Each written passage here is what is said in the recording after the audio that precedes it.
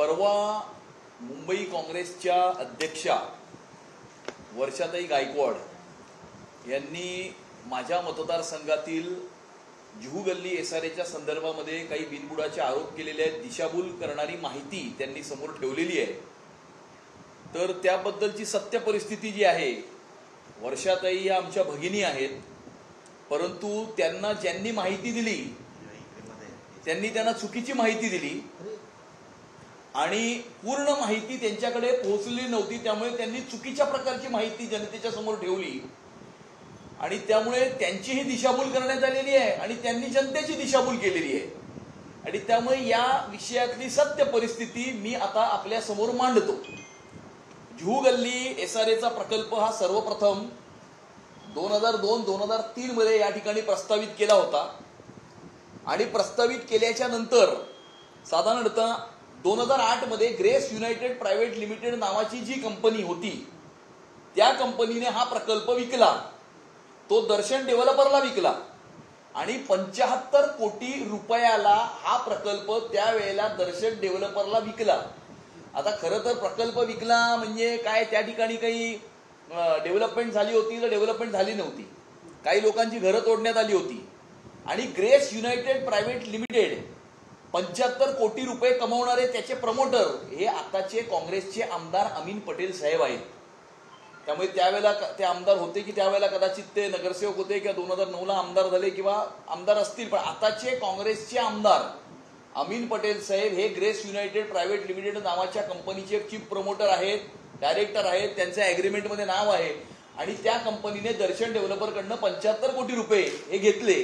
त्यामुळे जुहू गल्लीच्या एसआरएचा पहिला बेनिफिशियरी हा काँग्रेसचा सध्याचा आमदार आहे। याचे अग्रीमेंट मी तुम्हाला देतोय। त्यावेळेला काँग्रेसचे एक नगरसेवक होते अब्दुल अजीज बारुदगर उर्फ बबलू, त्यांच्याकडे काही सोसायटी होती, ती सोसायटी त्यांनी दर्शन डेव्हलपरला विकली आणि त्यांनी 34 कोटी रुपये हे दर्शन डेव्हलपरकडनं घेतले। त्यामुळे जुहू गल्ली एसआरए प्रोजेक्टचे दुसरे बेनिफिशियरी काँग्रेसचे माजी नगरसेवक अब्दुल अजीज बारुदगर उर्फ बबलू आहे। त्यानंतर दर्शन डेव्हलपर ही कंपनी त्या ठिकाणी आली। 2011 मध्ये ऍडिशनल म्युनिसिपल कमिशनर मुंबई महानगरपालिकेच्या किशोर गजभिये यांनी एक ऑर्डर काढली आणि त्या ऑर्डरमध्ये त्यांनी ज्या बीएमसी कॉलनी स्वीपर्स कॉलनीच्या जागेचा उल्लेख परवा आमच्या ताईंनी केला, ती जमीन दर्शन डेव्हलपरच्या एसआरए प्रोजेक्टशी एनेक्स करण्याकरता एनओसी ही 2011 साली पहिली देण्यात आली। त्यावेळेला राज्याचे मुख्यमंत्री पृथ्वीराज चव्हाण साहेब होते, काँग्रेसचं त्यावेळेला सरकार होतं आणि म्युनिसिपल कमिशनर हे चीफ मिनिस्टरला रिपोर्ट करतात आणि त्यामुळे त्यावेळेला मुंबई महानगरपालिकेने सदर जमीन ही एसआरए स्कीमला एनेक्स करण्याकरता ऑर्डर काढली 2011 साली। त्यावेळेला काँग्रेसचं सरकार या राज्यामध्ये होतं। त्यानंतर 2012 साली सदर प्रकरणाचा भूमिपूजन करण्यात आलं, प्रकल्पाचं भूमिपूजन करण्यात आलं। त्या भूमिपूजनला डीएचएफएलचे चीफ प्रमोटर आणि दर्शन डेव्हलपर्सचे पाठीराखे धीरज वाधवान हे उपस्थित होते आणि त्या भूमिपूजनाला नारळ फोडताना त्यांच्याबरोबर त्यावेळेला काँग्रेसचे आमदार अशोक भाऊ जाधव आणि त्यावेळेला काँग्रेसचे नगरसेवक मोहसिन हैदर हे त्यावेळेला उपस्थित होते। त्या भूमिपूजनाचा फोटो सुद्धा मी तुम्हाला या फाईलमध्ये यासोबत जोडत आहे आणि त्यामुळे मी तुम्हाला तो दाखवतो फोटोची कॉपी द्या।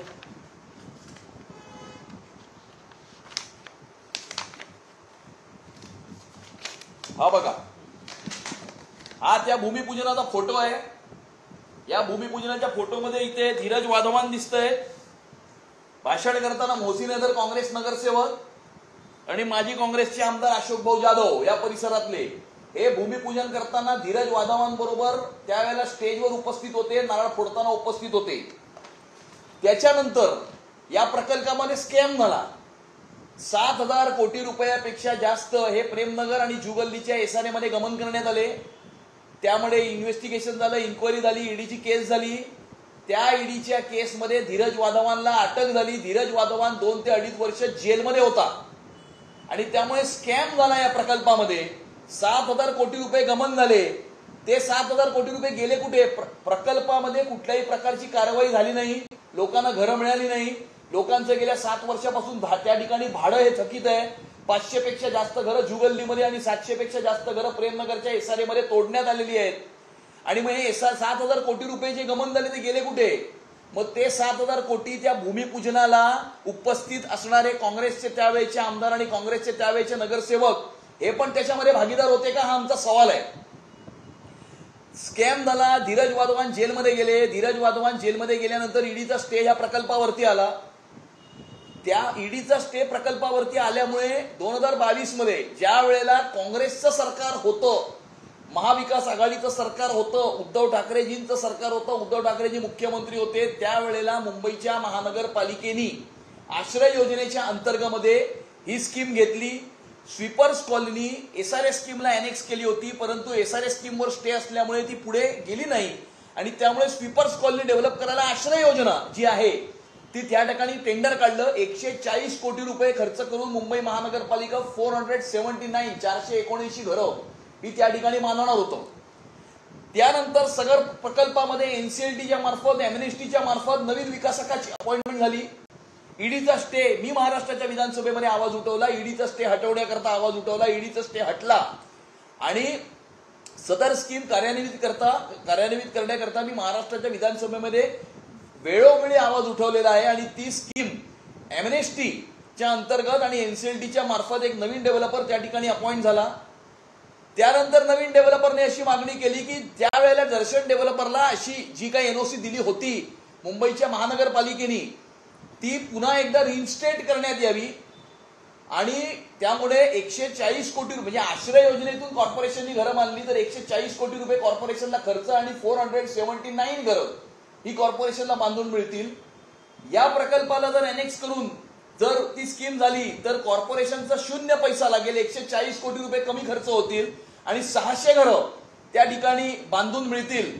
आणि त्यामध्ये त्यावेळेला आपले सफाई कामगार, ज्या सफाई कामगारांनी या मुंबई शहराची कोविडच्या काळामध्ये स्वतःच्या जीवाची पर्वा न करता सेवा केली, जे मुंबईतले सफाई कामगार रोज आपल्याला सेवा देतात, मुंबई स्वच्छ ठेवतात, अशा त्या ठिकाणी 86 सफाई कामगारांची घरं अपात्र ठरवण्यात आली होती. ते 86 आपले जे कामगार आहेत ते बेघर झाले होते. त्या 86 लोकांना सुद्धा माझ्या प्रकल्पामध्ये मी घर देईन अशा प्रकारचं लेटर हे नवीन विकासकांनी हे कॉर्पोरेशनला दिलं. त्यामध्ये कॉर्पोरेशनने निर्णय करावा. कॉर्पोरेशनच्या जे हिताचं आहे तो निर्णय कॉर्पोरेशन करेल. 140 कोटी रुपये खर्च करून 480 घरं बनवायची की 0 पैसे खर्च करून 600 घरं तयार करायची आणि त्या 600 मध्ये 86 अपात्र लोकांना सुद्धा आपल्या सफाई कामगारांना घर मिळेल. त्यामुळे तो निर्णय कॉर्पोरेशनचा आहे, तो निर्णय कॉर्पोरेशन करेल. त्याच्यानंतर या ठिकाणी एसआरए प्रकल्पाला, जुगल्लीच्या एसआरए प्रकल्पाला चालना ही जी काही आहे ती मिळालेली आहे. गेल्या 2 महिन्यापासून सदर ठिकाणी अभय योजनेचा कॅम्प हा एसआरए राबवित आहे. एसआरए लोकांच्या दरवाजावरती आली आहे. 5,500चा एनेक्शियल 2 आहे, त्यामध्ये किमान 2800 लोक अपात्र आहेत. तर जे अपात्र आहेत त्यांना पात्र करण्याच्या दृष्टिकोनातून त्यांचे डॉक्युमेंट्स जमा करणं, त्यांच्या घरापर्यंत जाऊन डॉक्युमेंट्स कलेक्ट करणं, किंवा जे पात्र आहेत त्याच्यामध्ये काही खरेदी विक्री आहे, त्याच्यामध्ये कोणी मयत झालं असेल तर नवीन माणसाचं नाव चढवणं, वारसाचं नाव चढवणं, अशा विविध प्रकारची कामं या कॅम्पच्या मार्फत गेले 1.5 महिना सुरू आहे. आणि त्यामुळे 5,500 पेक्षा जास्त झोपडपट्टी वासियांना या परिसरातल्या घर मिळण्याची कारवाई ही महाराष्ट्र शासनाच्या वतीने सुरू आहे. तर काँग्रेसच्या पोटात दुखतंय का? काँग्रेसला त्रास आहे का? 5,500 पेक्षा जास्त झोपडपट्टी वासियांना त्यांचं 305 फुटाचं फुल्ली फर्निश्ड घर जर मिळणार असेल, 86 सफाई कामगारांना अपात्र झालेल्यांना जर कायमस्वरूपी घर मिळणार असेल तर काँग्रेसला पोट दुखतंय का त्याच्यामध्ये? तिसरा बेनिफिशियरी पण सांगतो. त्या ठिकाणी एक स्कीम जी होती ती लष्करिया बिल्डरकडे होती. जसं अमीन पटेलने आपली स्कीम दर्शन डेव्हलपरला दिली, अब्दुल अजीज बारुदकरने आपली स्कीम दर्शन डेव्हलपरला दिली, तसं लष्करिया बिल्डरनी पण आपली स्कीम ही दर्शन डेव्हलपरला दिली. आणि ती डील ब्रोकर हे काँग्रेसचे तत्कालीन नगरसेवक मोहसिन हैदर यांनी केली. त्याच्या बदल्यामध्ये मोहसिन हैदरला मोठा फ्लॅट फक्त 5 लाख रुपयामध्ये मिळालेला आहे. त्या फ्लॅटचं एग्रीमेंट सुद्धा या फाईलमध्ये मी आपल्याला सोबत याच्यात देत आहे. त्याच्यानंतर बाजूला सागर सिटीमध्ये असणारी एक एसआरए स्कीम आहे कॉर्डकॉन डेव्हलपरची. त्या कॉर्डकॉन डेव्हलपरनी फक्त 51,000 रुपयामध्ये फ्लॅट हा मोहसिन हैदरला दिलेला आहे. त्यामुळे ते एग्रीमेंट मोहसिन हैदरचं 51,000 रुपयांचं सुद्धा या फाईलमध्ये मी जोडलेलं आहे. त्यामुळे 51,000 रुपयामध्ये अंधेरी पश्चिम मध्ये जर घर मिळणार असेल तर मला वाटते सर्वांनी मोहसिन हैदर यांच्याकडे ऍप्लिकेशन करावं. ते 51,000 रुपयामध्ये कसं घर आपण मिळवू शकतो किंवा मोठं घर 1,000 फुटाचं 5 लाख रुपयामध्ये कसं मिळवू शकतो याच्यावरती ते मार्गदर्शन जरूर करतील. आणि त्यामुळे माझा कंप्लीट होईल. त्यामुळे ही याच्यातली सत्य परिस्थिती आहे. सत्य परिस्थिती मी आपल्यासमोर मांडलेली आहे. 5,500 पेक्षा जास्त झोपडपट्टीवासियांना आपलं कायमस्वरूपी घर मिळण्याच्या दृष्टिकोनातून एसआरए कारवाई करत आहे. आमच्या भगिनी वर्षाताई यांची दिशाभूल करण्यात आली आहे. त्यांना चुकीची माहिती देण्यात आलेली आहे. आणि माझं वर्षाताईंना असं एक भाऊ म्हणून सांगणं आहे की वर्षाताई आपण सावध राहा. आपल्या बाजूला जो व्यक्ती प्रेस कॉन्फरन्समध्ये बसला होता, जो या एसआरए स्कीमचा बेनिफिशियरी आहे, ज्याला 5 लाखात 51,000 रुपयामध्ये घर मिळालेलं आहे, ज्यांनी सगळी ही माहिती तुम्हाला पुरवली आहे, तुमची दिशाभूल केली आहे आणि तुमच्या मार्फत मुंबई शहराची दिशाभूल केली आहे, त्या माणसाचं थोडंसं बॅकग्राऊंड पण आपण तपासा. त्याचे आता वेगळे कागदपत्र माझ्याकडे आहेत. याचं नाव मोहसिन हैदर आहे की मोहिउद्दीन चिस्कुट्टी आहे, पहिलं हे त्याचं नाव काय. त्याच्यामध्ये एका डॉक्युमेंटवर त्याचं नाव मोहिउद्दीन कुट्टी असं लिहिलेलं आहे.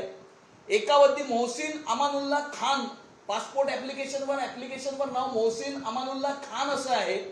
आणि सगळीकडे प्रचलित नाव आहे हाजी मोहसिन हैदर किंवा मोहसिन हाजी हैदर. त्यामुळे आपल्या बाजूला बसलेला व्यक्ती हा मोहसिन हैदर आहे, मोहसिन अमानुल्ला खान आहे की मोहिउद्दीन कुट्टी आहे, याचं स्पष्टीकरण, याची सत्यता पहिली मुंबई शहराच्या समोर, या देशाच्या समोर आली पाहिजे. 3 वेगवेगळी नावं, 2 डॉक्युमेंट असे आहेत. एकावरती म्हटलं आहे की त्याची बर्थ प्लेस मुंबई आहे, दुसऱ्यावरती म्हटलं आहे की त्याची बर्थ प्लेस केरला आहे. आणि मी तुम्हाला सांगतो, हा व्यक्ती समाजवादी पक्षाचा गटनेता होता. मुंबईच्या महानगरपालिकेमध्ये महानगरपालिकेच्या डेलिगेशन्सच्या माध्यमातून यांनी विदेशामध्ये सुद्धा प्रवास केलेला आहे.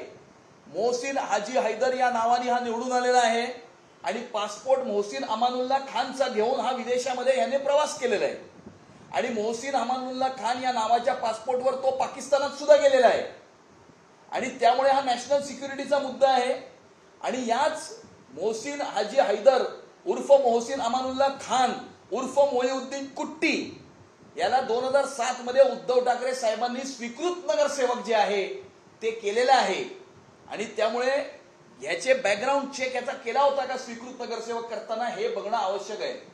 आणि त्यामुळे मी जे म्हणतोय की हा मोहिउद्दीन कुट्टी उर्फ मोहसिन अमानुल्ला खान उर्फ हाजी मोहसिन हैदर या अशा प्रकारच्या खानापासून मुंबई शहराला धोका आहे, मुंबईच्या सुरक्षिततेला धोका आहे.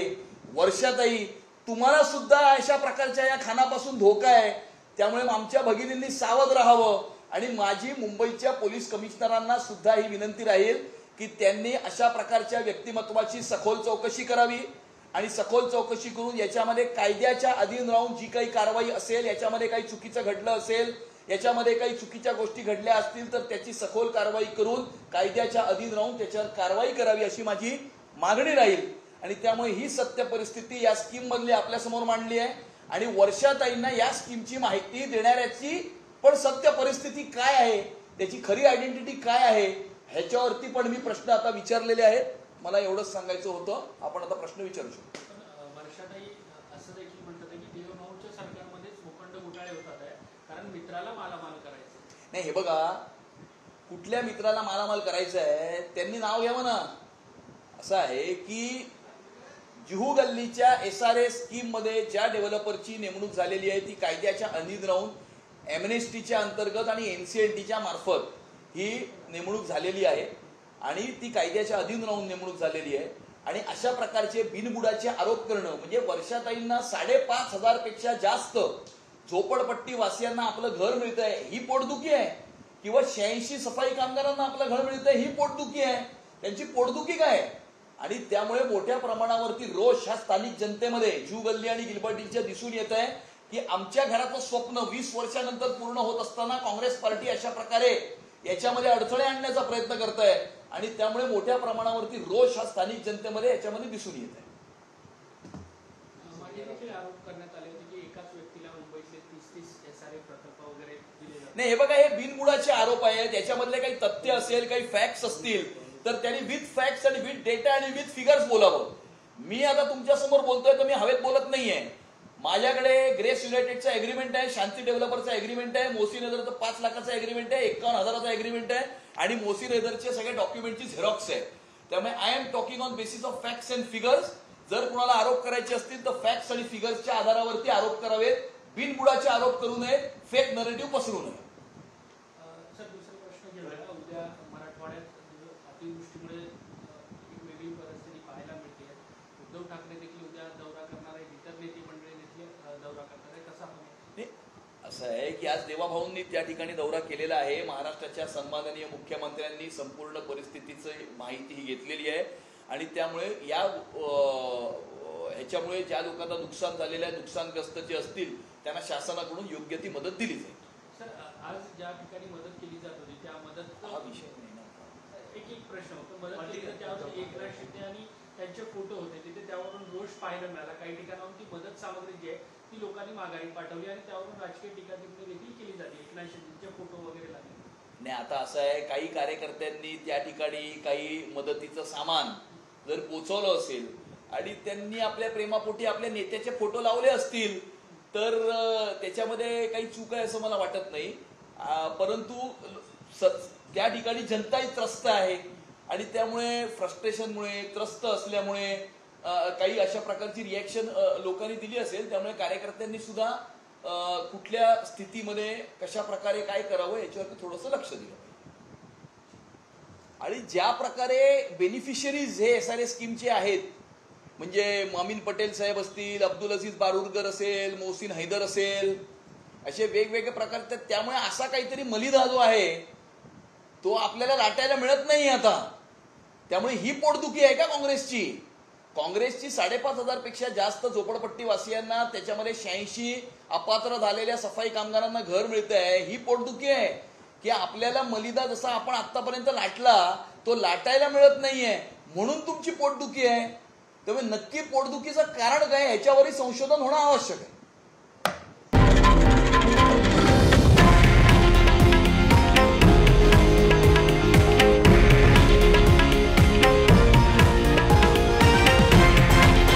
हे आहे देशातील नंबर 1 न्यूज नेटवर्क आणि आपण पाहत आहात TV9 मराठी, एकमेव.